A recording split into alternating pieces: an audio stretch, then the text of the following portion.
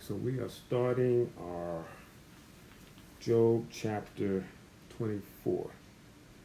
And so with this, we are looking once again at Job's continuous response here. And Job is going to begin to be a little bit more long-winded. We're going to see one more interruption. And then Job is going to continue on for several chapters before the last person to speak, Elihu, not Eliphaz, will come in and have something to say. But what we're seeing, and we see this all the time, is that Job is trying to understand something that he will not understand. So he's going to have to just believe God by faith. Job and his friends do not get the backstory. They do not get the spiritual veil lifted to see the conversation that happened between Satan and God. And even with that, even though we get to see that, we don't know what other stuff. Was that the only conversation? Was that the only time that God said something about Job?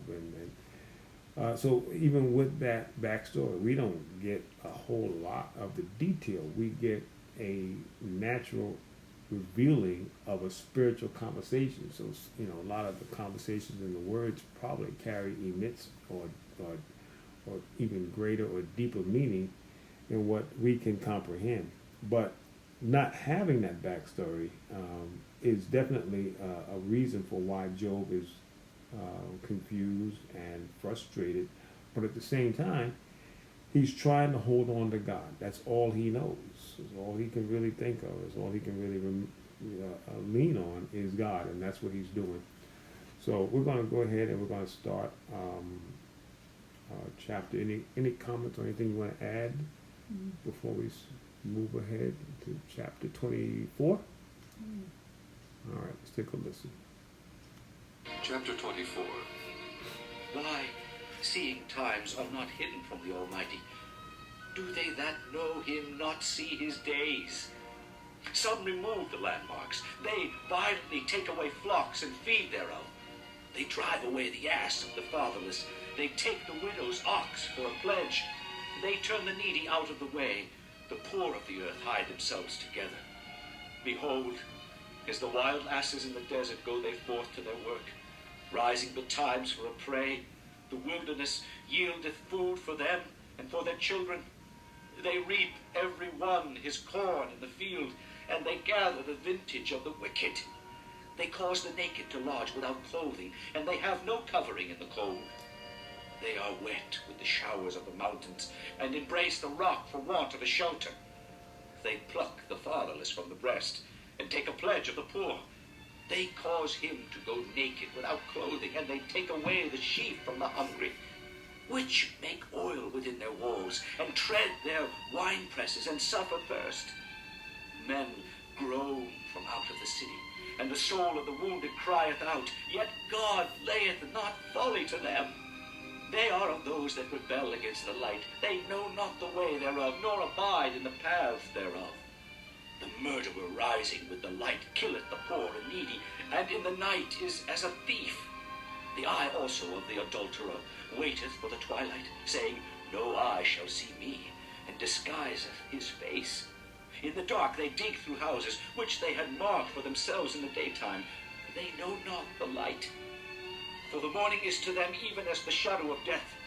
If one know them, they are in the terrors of the shadow of death. He is swift as the waters.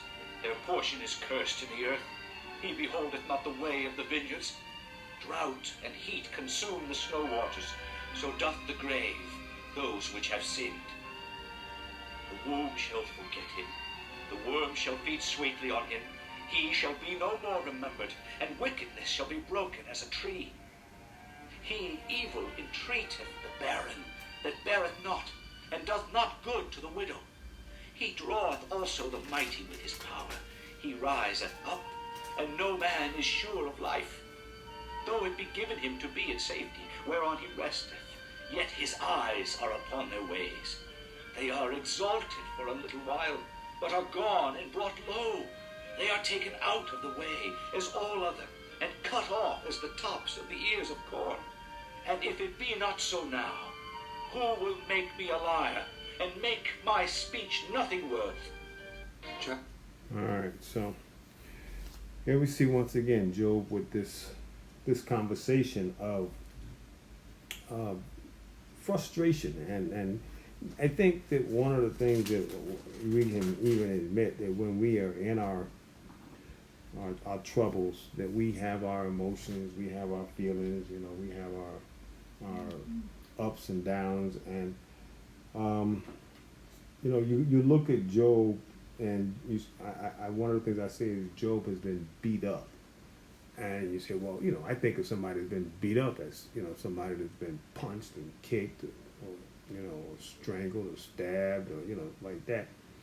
But what Job is having, not only is his physical sickness, but then he's being beat up by his friends, because his friends are hitting him with blows of words of accusation. Remember, Jesus, the scripture talks about Satan as being the accuser, and there's no one that knows how to throw greater blows than the devil. And the devil, one of his mighty blows that he throws is accusation. So when he says words that are aimed at your emotions, and for you to feel a certain way, and those words are meant to hit at the emotional face, the emotional core. It's trying to really do damage.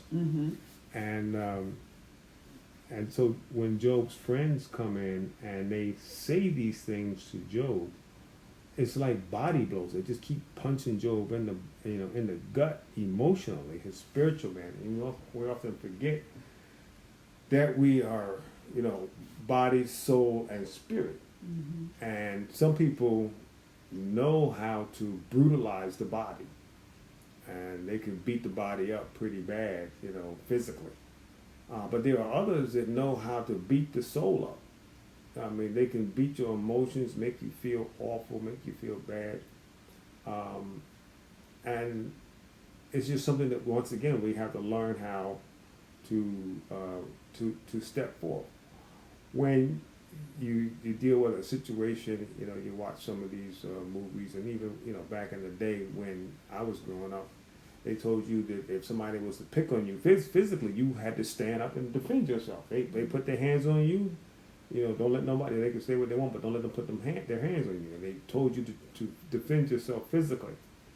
And there were even situations where people would go out and they'll learn how to box, they learn how to do, martial arts, karate, or so on, so they can protect themselves from physical attack. Oftentimes we don't do the same type of energy for the emotional. How do we protect ourselves from the emotional attack? How do we protect ourselves from the soulish attack? It's attacking our core, our heart, our feelings. And do we have mechanisms that we can develop to help protect? Because that's what Job is dealing with here. I mean, his body was, ravaged by sickness, and that came directly from Satan. But then the attack on Job's other person, the physical man, was attacked directly by Satan. The emotional man is being attacked by his friends. And that attack is just as brutal. And so Job is looking to try to deal with it. And he's taking what his friends are saying to heart, to try to understand it. Not that he was agreeing with his friends, but he wants to say, I want to know, why are you saying what you're saying? And if what you're saying is true, if you think you know the answer, which they don't. And if they think that, well, Job, this is why you're going through this, and they kept telling Job that he was dealing with iniquity, and they were telling Job he was a hypocrite, and Job kept saying, no, I'm not.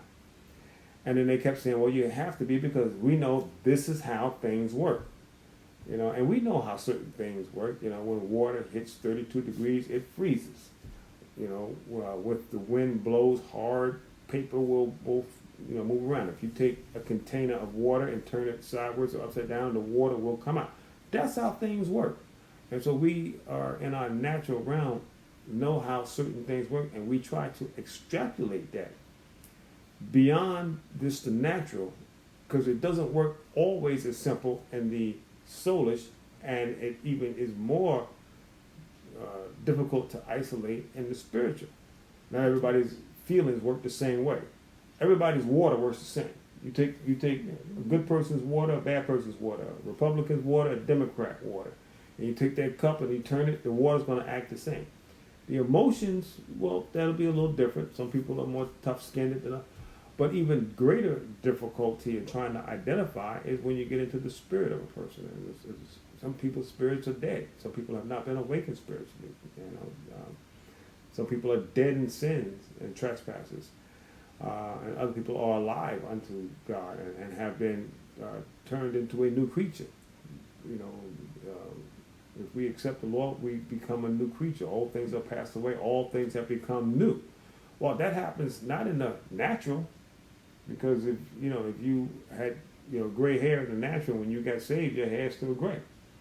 If you had issues physically once you got saved, you still had those same kind of physical issues unless the miraculous healing take place. But the change that the scripture talks about is with the spirit. I think with the contrast between the physical beaten up and the emotional beaten up, I think most people would probably want to take the physical beaten up over the emotional beaten up, because that emotional beaten up, it causes you, it seems like it's more long lasting, and it makes you ponder, and you revisit it more over and more over. Whereas with the physical, okay, you got a black eye, that's it. It's a black eye, and you take care of the black eye. You know how to take care of that and move on. Right. But sometimes, a lot of times with the emotional, you're pondering it over and over, and what if, and is could this be, and maybe, or so you're left in a state of uncertainty for a longer period of time, until God comes and rescue you emotionally. You have to be rescued by God, or you just say, "Oh, I don't care," and then you in that cold state, dead man state, where you don't even care what's been said or trying to rectify or whatever.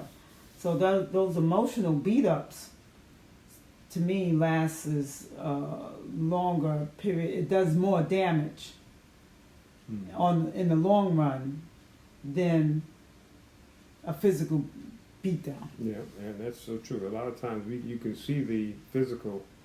If you get stabbed, you see, you get stitched up, and the skin starts to knit back. The emotional aspect, what the thing about that is, so you can remember the stabbing, but you don't get stabbed again. With the emotional, you can remember the emotional thing, and it's almost like you just got told, the same, you experienced it over and over and over again. And so the ability to deal with it. So that's what Job was trying to handle here. How do I deal with all of this that now I'm dealing with from my friends, and the attack that they seem to be coming. Though they think they're trying to help, they're not. They don't dislike Job. They're not against Job. They think that they're giving Job good advice, but they're coming from a state of ignorance. And like you said, sometimes you try to just step away or stop feeling a certain way. I often think about that when you were saying that. I was thinking about, well, sometimes we do that when you can't heal something on an arm or a foot or whatever, and no matter what you do, that arm or foot, the infection is just way too bad. You don't try to heal it anymore. You do what? You cut it off. And sometimes, even from an emotional standpoint, we get to the point where we just do cutoffs. And but the thing about cutoffs is that, when the natural, you don't get that piece back. And so cutoffs are something that often we do. And so what we recognize, though, and we try to have, is the only thing about us that is perfect is our spirit. because our spirit has been renewed, but it's been renewed by Jesus because he's paid it. Now, in this particular point here, and only God knows how this works, whether, the timeline has anything or any effect, on Job. We do know that when they died, from what we can see in Scripture, they did not go directly then to be in the place where we go now. They went into what was called Abraham's bosom, or paradise. And is that because at that particular time, until Jesus actually paid for the sin, their access to the direct heavenly presence of God was not able to be done. So then, out of protection for them not to be consumed until the price was paid, they were placed in the paradise of Abraham's bosom. So with that being said, you look at even what are the avenues that Job and his friends have at this point. But what they have to lean on is what they're going to receive here. They get a direct intervention from the Spirit of God in talking to them, similar to how Moses and Abraham and Isaac and Jacob had, whereas we have the Word of God today. But oftentimes we don't look at it as being that valuable. We just look at it as something that's available, or something that's helpful and needful, but we don't put near enough value on it. Now, we put a lot of value on other things, but not the Word. A lot of things around the Word, a lot of things about the Word, but not the Word. And so what we're going to see towards the end of this is that the Word of God is going to interact. But with that being said, kind of long-winded introduction there, we'll look at what is said here. And Job opens up and he goes, and he's continuing from his last, when we were looking on last week. He says, "Why seeth times are not hidden from the Almighty?" In other words, he's saying, the things that I see, I know God sees. The things I know God knows. These things are not hidden from him. He sees these things. Do they that know him not see his days? All right. And so, you look at you look at that and you say, well, are those that see him, do they not see his days? And I'm going to be piggybacking this chapter a lot off of the Amplified, because I think the Amplified did a good job here. It says, "Why does the Almighty not set seasons for judgment?" All right. So why doesn't he set a time? Okay, I'm going to let you go, but so far, but then at that point, you're done. And why do those who know him not see his days for punishment of the wicked? So for those that don't know them, why don't they recognize that your day of punishment is coming? And so that's an important question. So Job is saying, I see things. And what Job is doing, he's bringing a retort. He's bringing an action against what his friends have said. His friends were saying, Job, you're going through this physical sickness because you've done stuff wrong.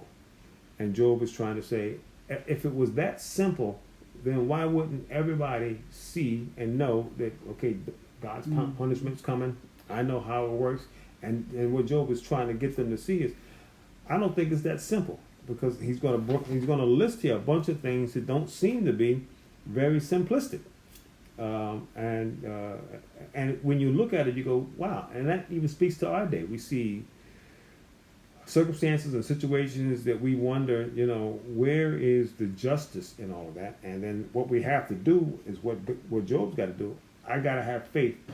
God's not going to let this go wrong. Though from what I can see, it looks like it's went wrong.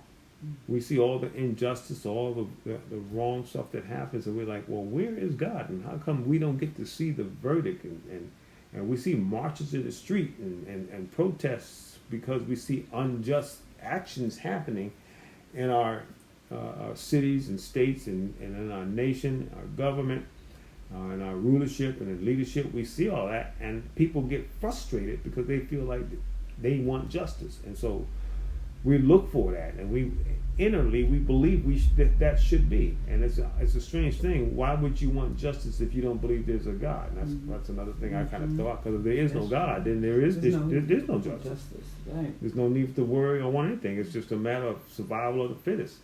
But you only want justice because you believe there is a right. Mm-hmm. There are things that are correct and things that should be handled properly. And so he goes on in verse 2. He goes, "Some remove the landmark. They are violently taking away the flock and feed thereof." And so removing the landmark means they just take the land.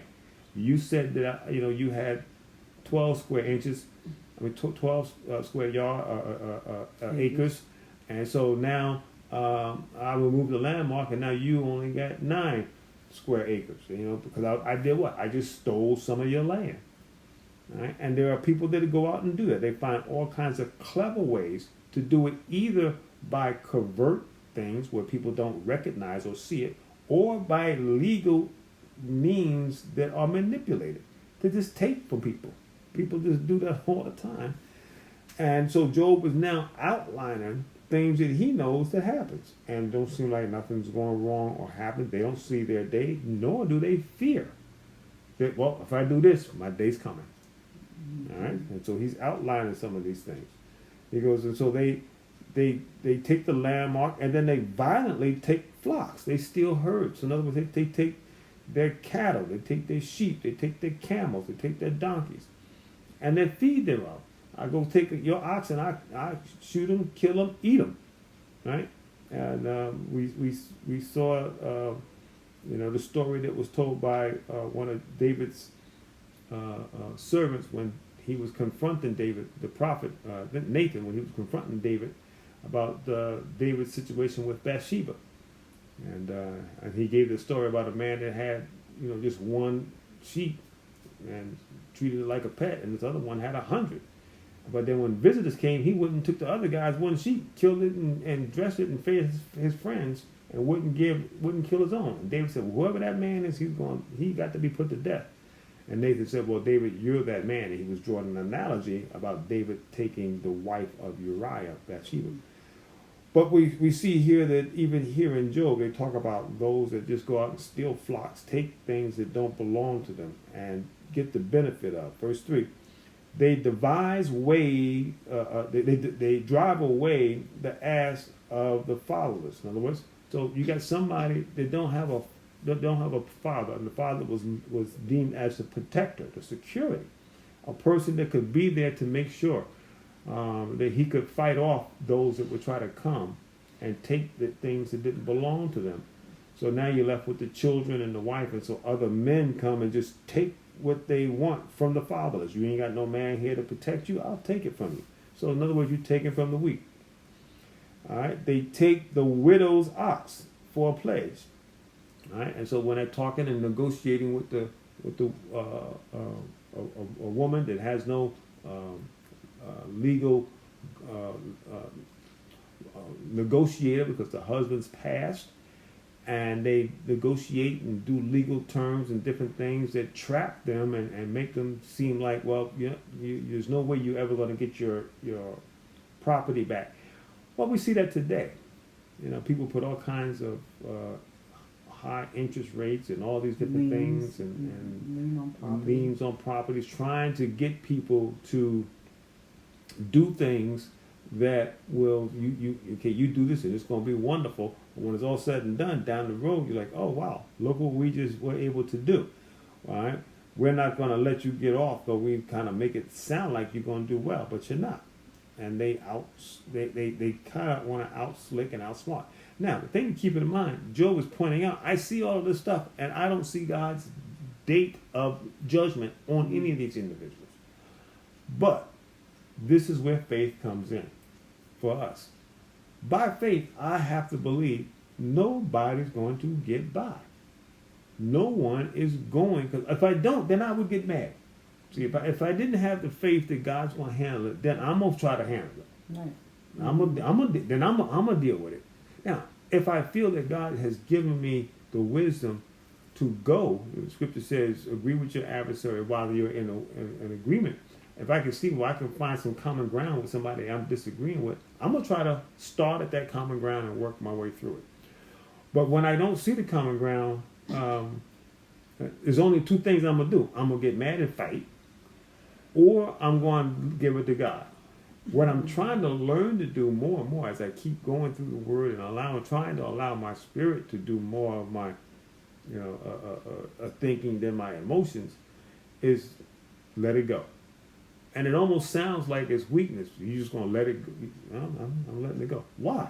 Because I'm trusting God to handle it, because I don't know how to handle it. Now, if I knew how to handle it, I'd handle it. If God gave me the wisdom, the understanding, and the knowledge, I would lean on that which God has given. If God has not given it to me, then I have to admit I don't know, which is what Job's friends here should do. They should admit, well, Job, I know you. I know what kind of person you are. I've never seen you do anything that would make me think that you are a hypocrite. So I don't know why this is happening to you.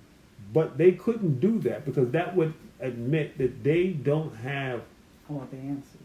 That or that connection that they probably have been walking around talking about. I know God like this and I know God like that. Well, see, you can know God and still not know stuff. Yes. I mean, there's nothing wrong with that, because the key is knowing God and knowing that God knows versus I got to know it all. Because then what I'm trying to do, I'm trying to take all of what God's got so that I can kind of stand and be my own little independent God.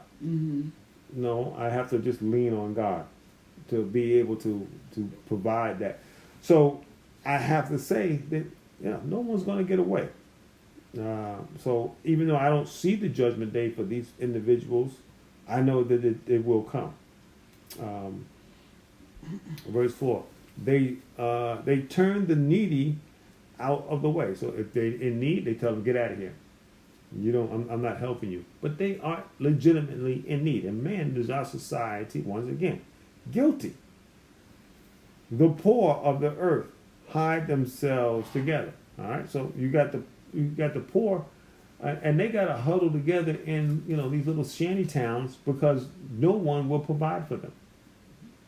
All right. And once again, this could be put right into our current headlines in 2020. These are 2020 headlines. Verse 5. Behold, the wild ass in the desert go, they forth to their work, rising betimes for a prey, and the wilderness yield food for them and for their children. All right. And so, you go out to work all the time, but you're not getting any gain. Look at what it says here in the Amplified version of verse 5. It says, behold, as the wild donkey in the desert.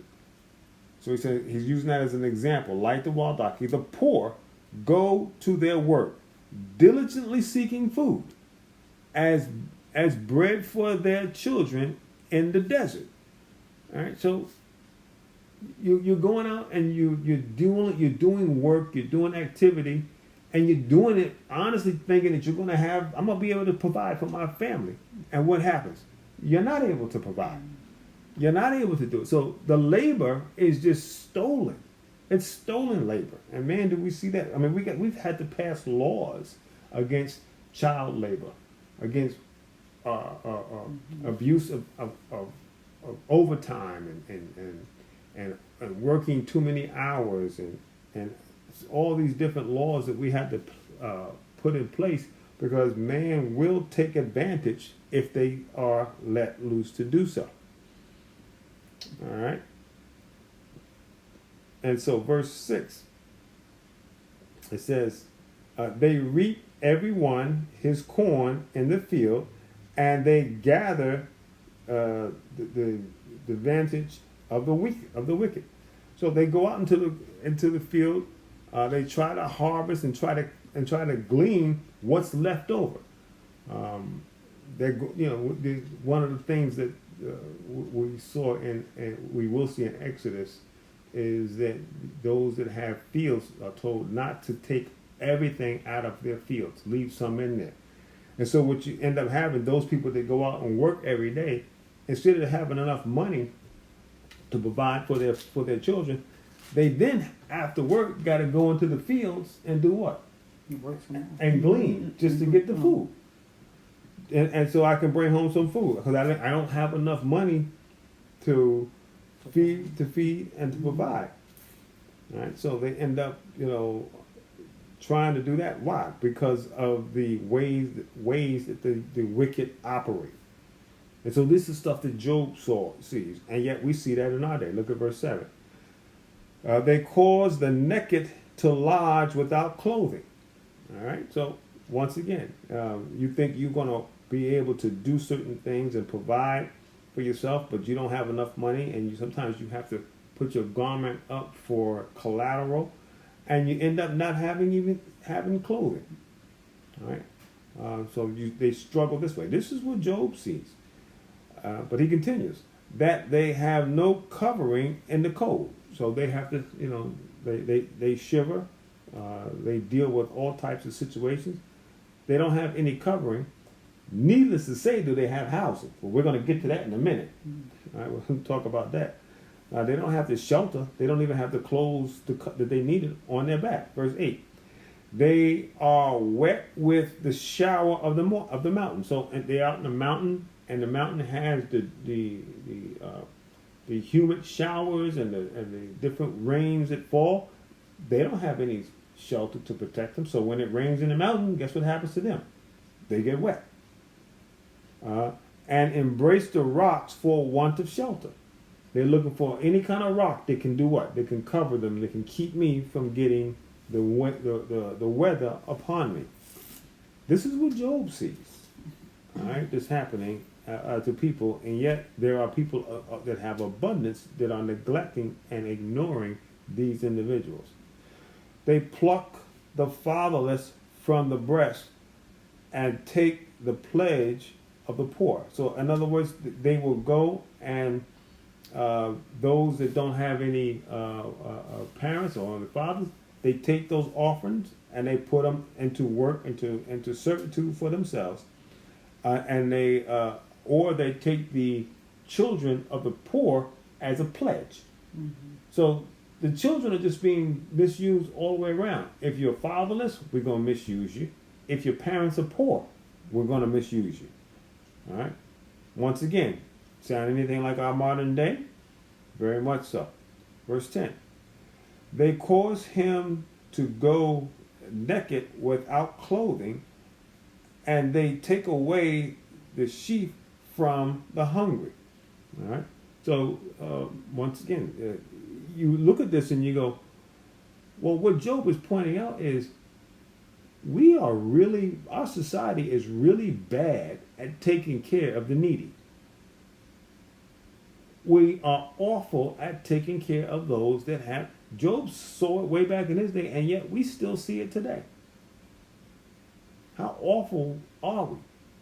And you look at those that, for whatever reason, God placed in their heart to do something, to help the fatherless and the orphan and the widow and the fatherless.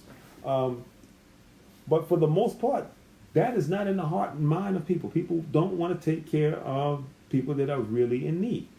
That's something that they try to avoid. Why? Because they don't want to be dealing with it. I don't want that burden. Because people will say, I got my own problems. Mm-hmm. I don't need nobody else's problem. Well, that just is not, it's never been the way of Jesus. All right? It's never been the way that he taught. He said that we come together as one and we share with what we have, and we help one another. But that's not what we see in our day, and that's obviously not what Job saw in his day. But Job continues, verse 11. Which maketh oil within the walls, and tread the winepress, and suffer thirst. Now look at that. They're out there making the oil and pressing down the grapes to make the wine, and can't drink any of it. Mm-hmm. Right? They're making the wine for the rich, and they're dying of thirst. Mm-hmm. It's just the way the things are.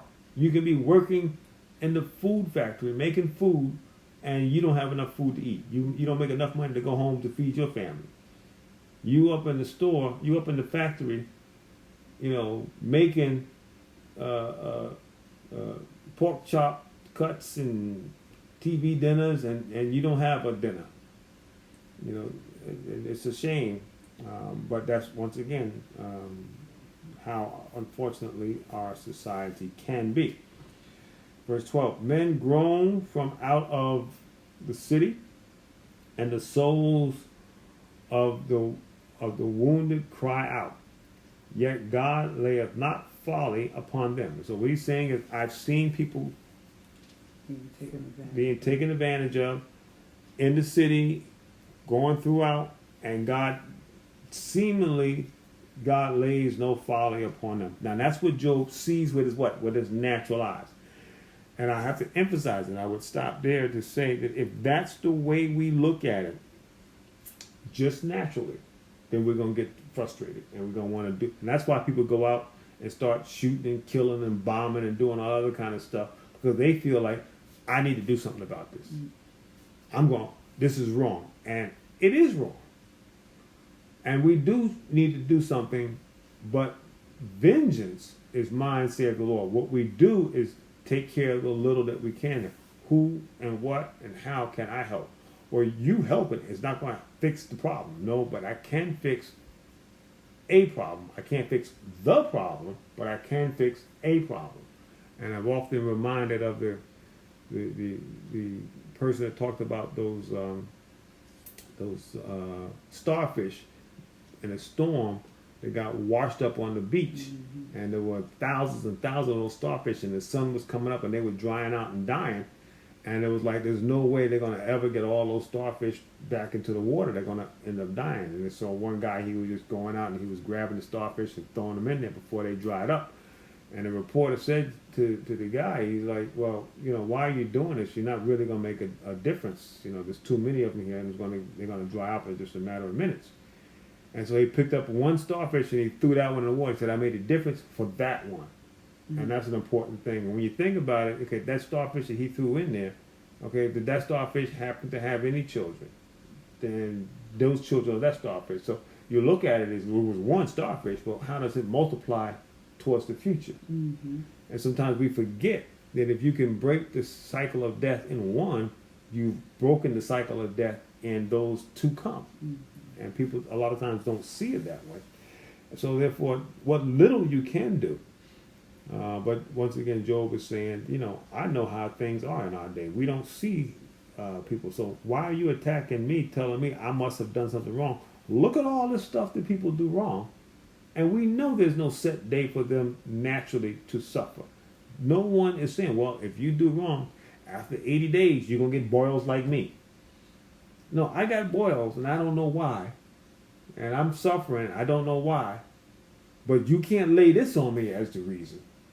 You can't make me swallow this as, well, this is why, Job. No, because look at all the stuff that happens to other people. And now that and they don't walk around with boils. So the fact that I got boils, your theology is not right. So for whatever reason you think you understood how God works, you need to dismiss that, because that's not how he works. And admit that you know God, but you don't know how he works. And you got to just begin to trust God by faith. And that's an important thing to do. We can't figure him out. 13, they are of those that rebel against the light. So he's talking about those that go out and do wrong. They rebel against the light. They don't want the light of God. They know not the ways thereof, nor abide in the paths thereof. They don't want to know the light. They don't want to know the ways of God. And I'm not trying to find the ways of God. I don't want it. In other words, they seek out evil and darkness, which we're going to get to in a bit. 14, the murderer rises with the light, killeth the poor and the needy. All right? And I think it's interesting, once again, you see this theme that Job was on, a murderer. And so we often think, okay, well, a murderer just kills anybody. But he says he rises with the light, killeth the poor and the needy. And he's talking about how, you kill not just the body, but you kill the life of the poor. You kill the life of the needy. Are you giving life, or are you taking it away? Mm-hmm. And so Job was looking at it, in a deeper sense. That people are murdering people not just by shooting them, but they're murdering them by taking. And Job, go ahead. Oh, you can murder people with your words. Yeah. You could put nails in their coffin by the way you speak to people. All right, and so he says, so you take it from the poor, you take it from the needy, and in the night as a thief. So it's like, you're stealing their life like a thief would steal merchandise.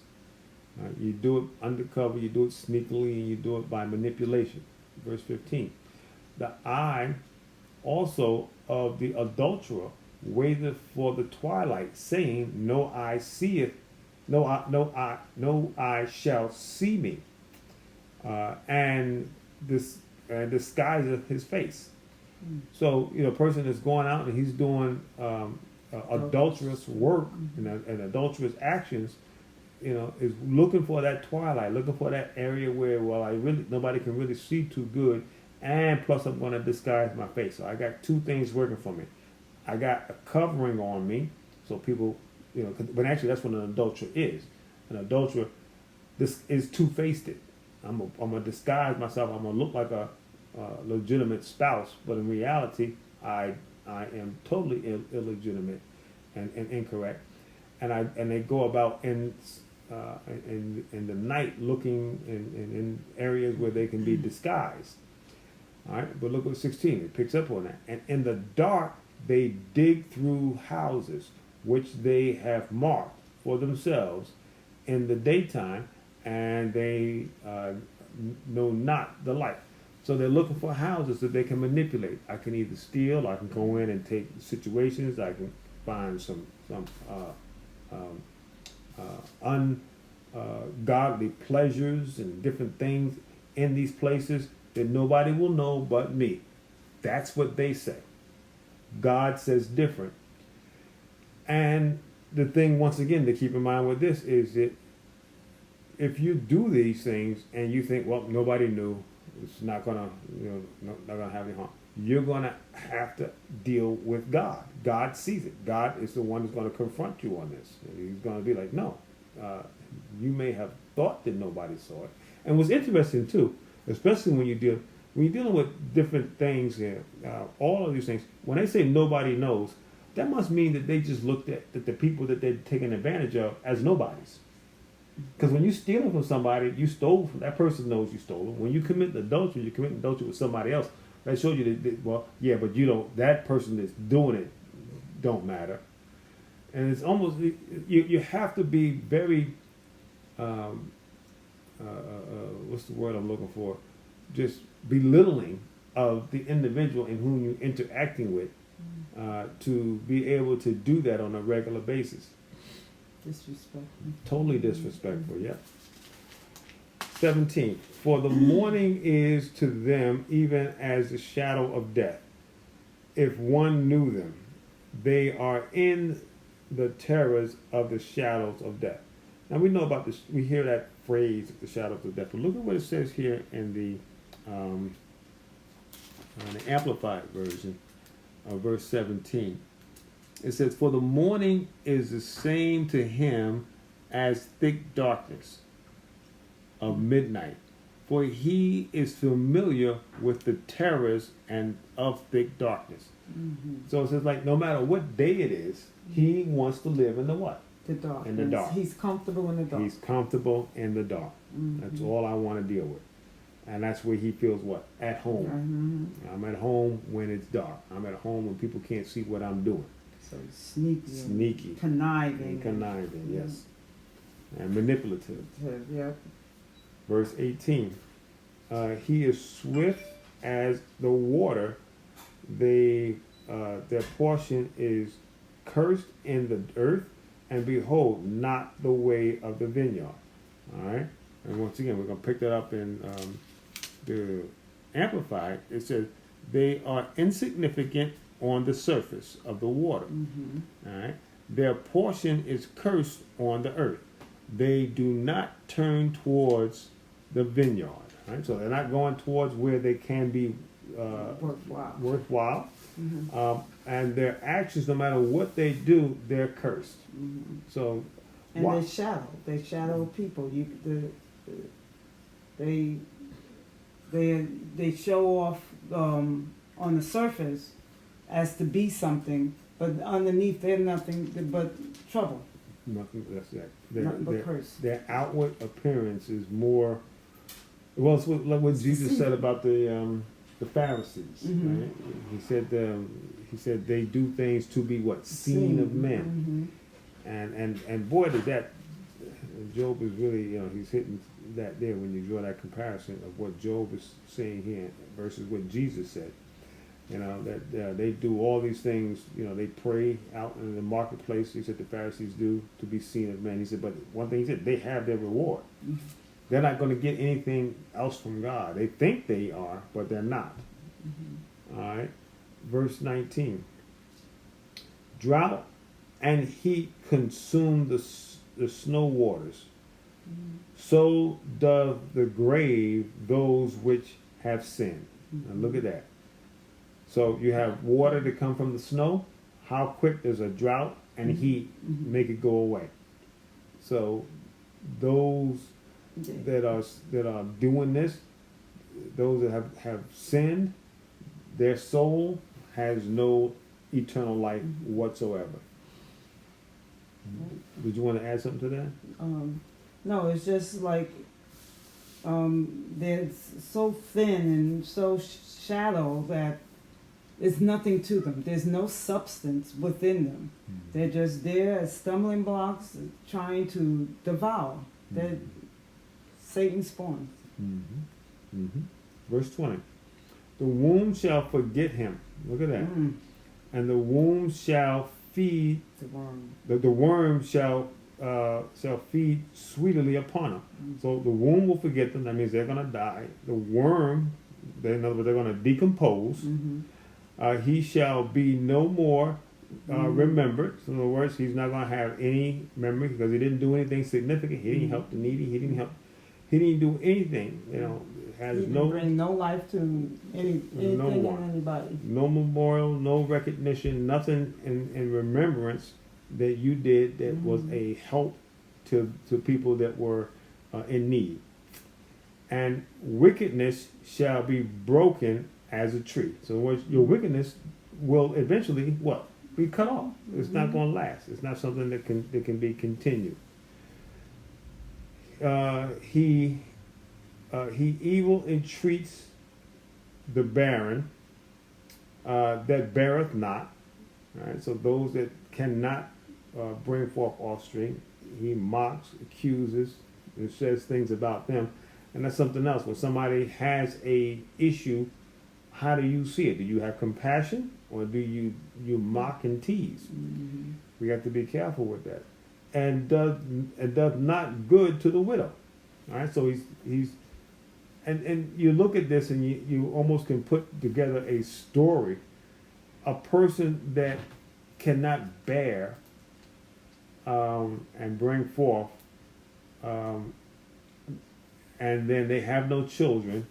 And then if the husband leaves or dies, that means they are a widow without anyone to care.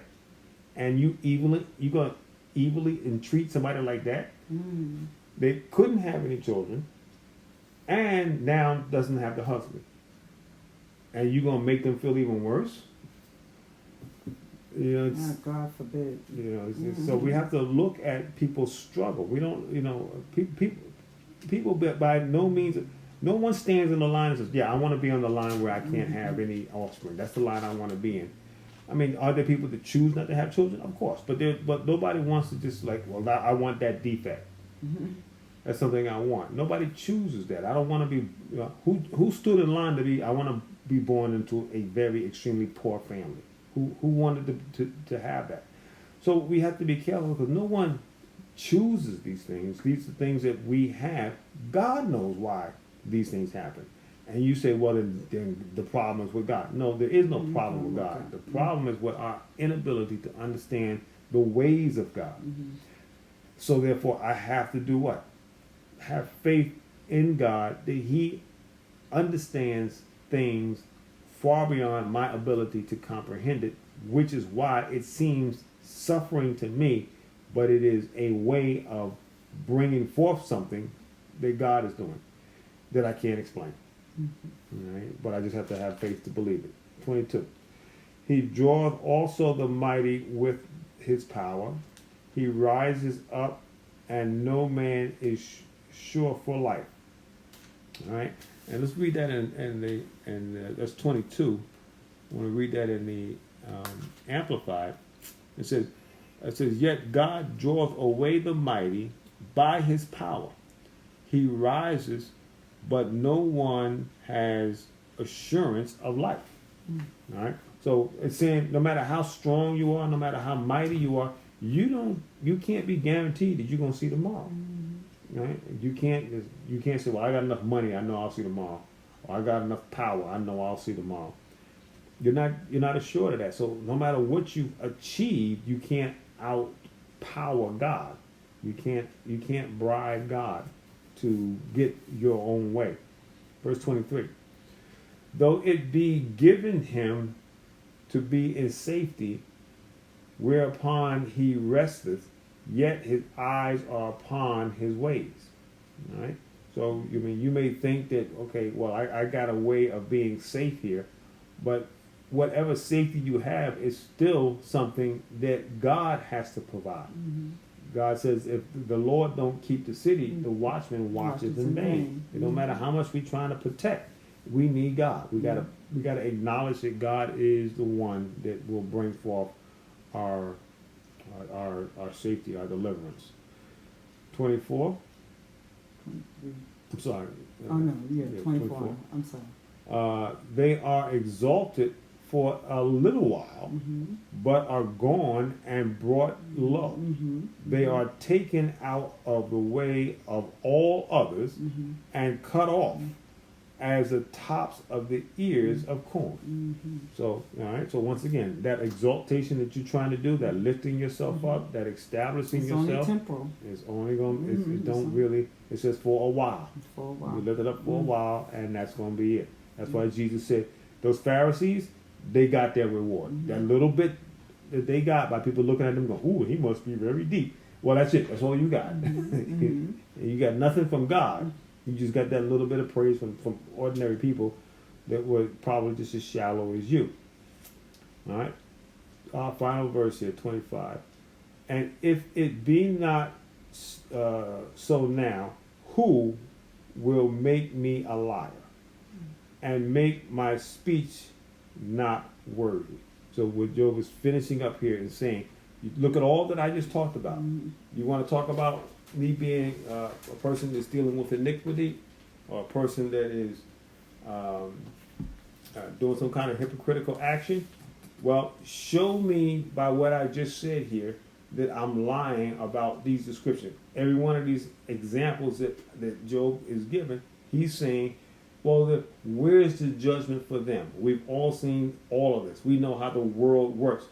And man, this is an honest book because it speaks, and it's a penetrating book. It penetrates even through the centuries, through the millennial years, even into our day. Doesn't this speak to us? And it tells us, look at our world, look at our society, look at the people that are supposedly being our leaders and our so forth, so-called examples. And it's sad, but these things still are going on today. The manipulation and the taking advantage of those that need help by those that should be and had enough to help, and they choose not to do. All right, so we're going to stop here. You got any other comments or questions? All right, so we're going to